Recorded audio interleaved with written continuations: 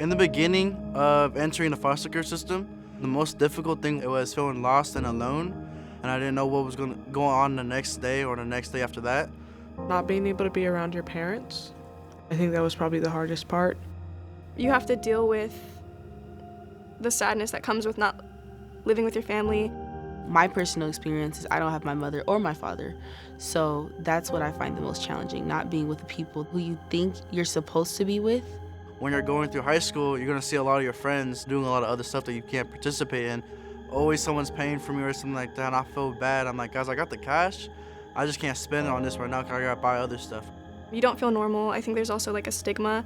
Like even now, I'm very, I guess, secretive about the fact that I'm in foster care because I think people can look at you differently, or either they pity you, or if you're not that good of a student, then they're like, oh, that's why. No one foster kid is ever going to be getting the same exact resource because in every situation of a foster kid, there's no one similar case. We're all completely different. How we got there, what ages we are, what ethnicity, like it's all gonna be completely different. And some of these resources like might not be working anymore, they're defunded, so like nobody is on the same playing field when it comes to these things.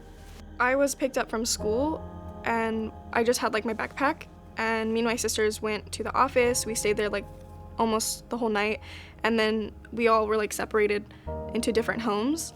It was like, oh my God, I moved from my house and my sisters and everyone I know, and I have to be in a home with people that I don't know and people that don't necessarily like me. Moving to different places, sometimes you meet them and you're like, okay, they seem decent, and then you get to know them and you realize they're not really good people, or favoritism as well, or just a mistreatment.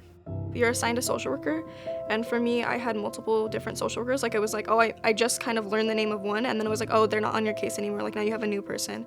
I had some social workers who were really nice, but there was also a lot who I just didn't connect with, and I think that they didn't like necessarily put the effort to connect. It's pretty much impossible to get a hold of your social worker. My social worker was supposed to see me once a week, check on me once a week, and she did not do that. You know, it never was really reinforced that she was supposed to do that. My social worker, Miss Maisha, she's amazing. She cares. She makes sure that she checks in. She's coming out tomorrow to check on me. So that's very beneficial. I have a therapist. I have a psychiatrist. I have the option to speak up and say I want these meds or I don't want these meds. When I first came to my foster home, I had a trash bag full of clothes, so it was difficult for my caregiver to give me some clothes without her not getting paid back for spending that money on me. So it was difficult. So my school was able to fund me for pants, water bottle, toothbrushes, toothpaste, deodorant. There's a lot of stigma when it comes to being a foster kid, and having gone to the RCOE event, that was the first time that shroud of darkness and loneliness kind of just broke away. My first time showing up, I didn't understand what I was showing up for. My attire wasn't up to par, but there was no judgment. It was a very welcoming space. Everybody's kind, everybody's polite, and I can definitely tell that they care. They want to see me do good. My counselor at my school told me, it was like, Angel, there's this program that reached out and they wanted to invite you to it. Knowing that there's actually a system outside of just my school little system that helps us, that wants to make a difference for other foster youth, I'm like, that's sick, and I'm ready to be a part of that. Being put in a room where there was 300 people who genuinely cared about their work and what they do for youth, and like the other schools that have their own projects and initiatives for the foster kids, blew my mind. It genuinely gave me such a vision for the future and for myself that I never knew was there. You have like this whole support network of people who are telling you like, I have your back, and like if you need something, like just tell us. It's cool hearing that there's actual adults that know, that want to help and make a difference for the foster youth. A lot of stuff I learned from here has been very helpful. Just building good coping mechanisms, different emotional tips to help us face like some of the emotional damage or hurt that we had in the past, or just helping us, credit or debit, like when we grow up, what we're gonna have to spend our money on, what we can save on, what our needs and wants are. Being here, I feel like this is bringing me a lot of opportunity that I wouldn't have had without being here. I'm in spaces I wouldn't have been in. I'm sitting in this interview chair that I wouldn't have been in. They do individual work for the individual student. So me being a writer, they brought in a publisher for me to speak with. Or Miss Amanda knows that I'm working on branding myself and putting myself out there. So she brought someone who has their own brand. And so I feel like they personalize and look at each of our needs and make sure that they're met individually. Those who are like interested in like entrepreneurship or trying to get back on track with school, like this can be really helpful for them. And also just the people are all like really friendly and really nice.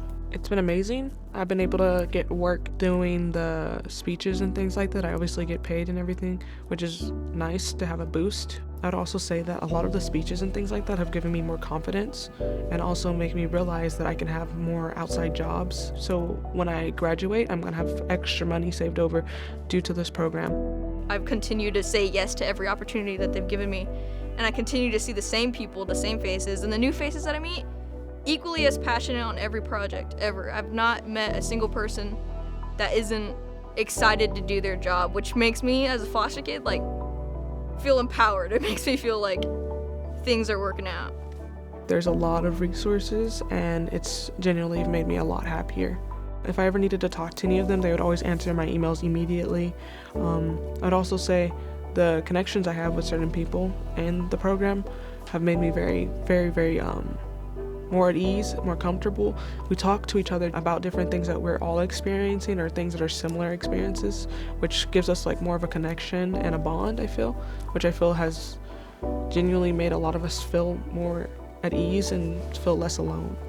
To genuinely listen to people who care about their jobs and the initiatives that they're doing, and being able to be a part of that and speak on my school and the initiatives that they had going on made me feel like I had a lot of pride, like there was a place for me of understanding that my experience is valid and that I can continue to do these amazing things with these amazing people.